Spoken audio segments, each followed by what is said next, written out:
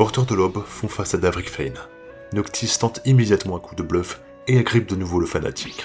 Sa ruse fonctionne et le sortilège se brise, libérant instantanément les jambes du groupe. Le combat s'engage. Davrik invoque 3 méphites, mais sous le souffle de Degora et les assauts répétés du reste du groupe, le fanatique finit par s'effondrer. Mais peu après, un énorme insecte de glace jaillit de son cadavre qui était comme enfermé dans un coco de glace. La créature lance une attaque massive qui frappe Noctis de plein fouet. Relevé in extremis grâce aux soins de Kael et d'Andromède, le groupe contre-attaque. Acculé, la créature monstrueuse tente de s'enfuir en survolant la rivière de rouge. Cependant, un guiding bolt décoché par Andromède la frappe en plein vol et la pulvérise.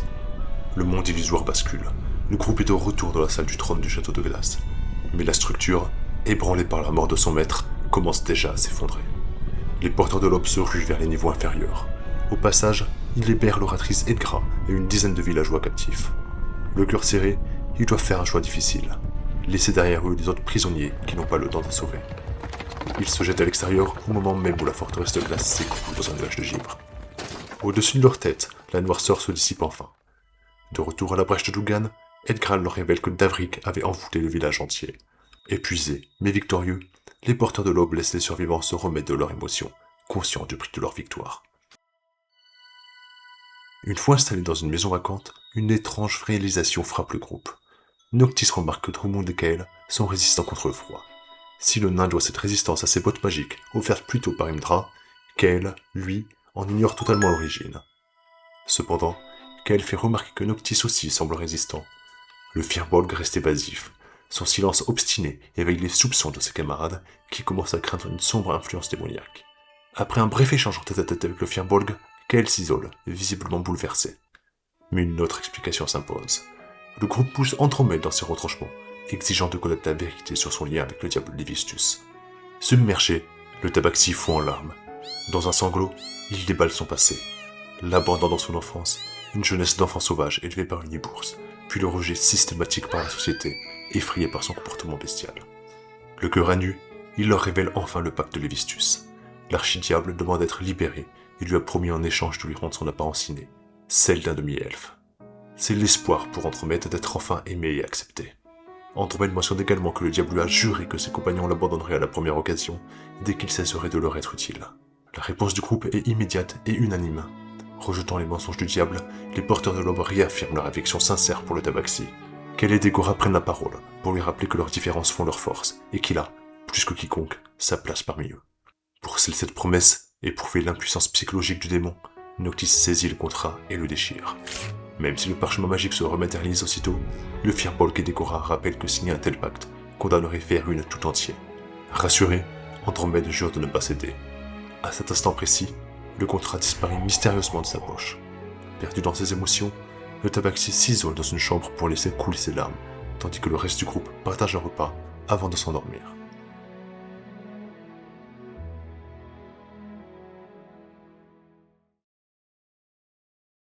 Pendant la nuit,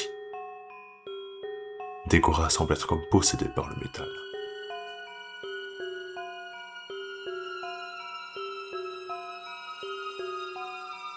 Tandis que Lévistus chuchote à l'oreille d'Andromède, lui disant qu'il est bien triste du refus de son offre, et lui disant d'ouvrir les yeux.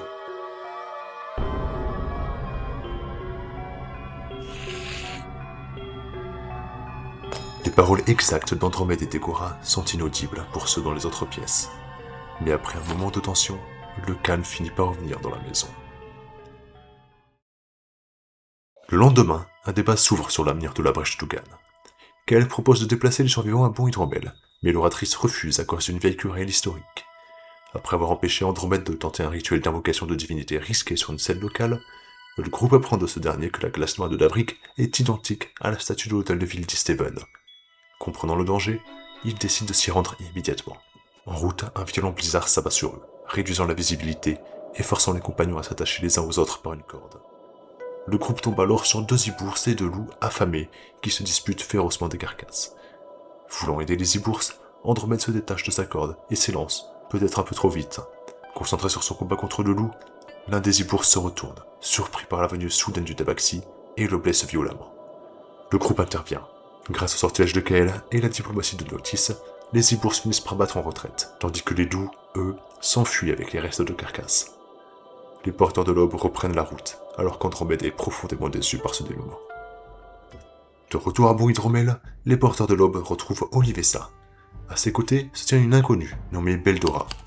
Étrangement, cette dernière semble reconnaître Drummond, mais elle écoute la conversation et s'éclipse rapidement. Beldora n'était pas venue seule. Elle escortait depuis Steven une dénommée Cora. En larmes, Cora supplie le groupe de retrouver son fils, Warwa. Le jeune homme, endoctriné par un cristal de glace noire, a été enlevé par des tieflings en direction de Cardinval. Touché par sa détresse, Kael accepte la quête. Pendant ce temps, Dégora découvre avec effroi que Casca a disparu, et le mystérieux panier de métal aussi. Victime de la terrible emprise magique du métal, la jeune femme s'est mise en route seule vers l'épine dorsale du monde. Une vive dispute éclate alors au sein du groupe sur l'urgence de lui porter secours. Dégora, Andromède et Noctis maintiennent qu'on n'abandonne pas une camarade. Finalement, la raison l'emporte. Pour survivre à une telle expédition, il leur faut du matériel. Ils décident de filer d'abord à Steven afin d'y acheter un traîneau indispensable. À la sortie du village, Chandar réapparaît. Il leur remet une nouvelle lettre de menace de l'orateur de Targos, un ultimatum. Ils ont une semaine pour lui rendre visite, ou ils en subiront les conséquences. Alors retour à Steven, grâce au soutien précieux d'Imdra, le groupe obtient son traîneau. Chacun reçoit également les 600 pièces d'or issues de la vente du chaudron magique. Désormais, il est temps de se débarrasser de la statue de glace noire. Kael fait usage de sa diplomatie et parvient à convaincre l'orateur du danger. Sans perdre de temps, la statue est chargée dans une charrette, escortée jusqu'aux berges, puis jetée au fond des eaux du lac. Mais alors que le groupe pense reprendre la route, Drummond les stoppe net. Blême, il est prévenu d'une attaque imminente du Zendheim. Pour lui, il n'y a pas de débat. Les porteurs de l'aube doivent se rendre immédiatement à Targos, quitte à abandonner Casca à son sort. Le groupe est confus et en désaccord. Andromède, Noctis et Dégora s'y opposent farouchement. Face à eux, Kael soutient Drummond, persuadé que Targos est la priorité. Le ton monte, les regards se durcissent. Finalement, après une discussion à l'abri des regards entre Drummond et Dégora, le groupe accepte de rester soudé. Ils vont d'abord régler le problème du Zendheim, pour ensuite, et seulement ensuite, se lancer sur la piste de Casca. Meurtri par ce choix, Dégora s'isole dans le silence de la nuit pour méditer, le cœur lourd d'inquiétude. Le lendemain, Dégora réapparaît enfin. Alors qu'il s'apprête à partir, le groupe croise la caravane de Torga, toujours accompagné de Lyn et Sefek. Étrangement, l'ami de Casca, revenu à la vie, ne semble pas les reconnaître. Après quelques emplettes, Dégora parvient à négocier un accord. Pour 700 pièces d'or, la marchande accepte de les escorter à travers les dangereux territoires Reg jusqu'à la fin des rêves. Elle remet à Dégora un anneau magique qui lui permettra de la contacter à tout moment. Le Drakeïde est ravi. Son objectif personnel se concrétise de plus en plus. Pendant ce temps, Andromède tente de se renseigner sur d'éventuels cas de personnes changeant d'espèce au cours de leur vie, mais ces questions restent sans réponse. C'est le moment choisi par Noctis et Kael pour vider leur sac et révéler un lourd secret à leurs compagnons. Si le froid polaire ne les atteint pas, c'est parce qu'ils portent la bénédiction d'Oril en personne, étant tout donné lors du solstice d'hiver. Noctis le cachait depuis le début, mais Kael, lui, ne l'a découvert que la veille. C'est alors que Sefek invite le groupe, et plus particulièrement les deux bénis, à le rejoindre à la taverne.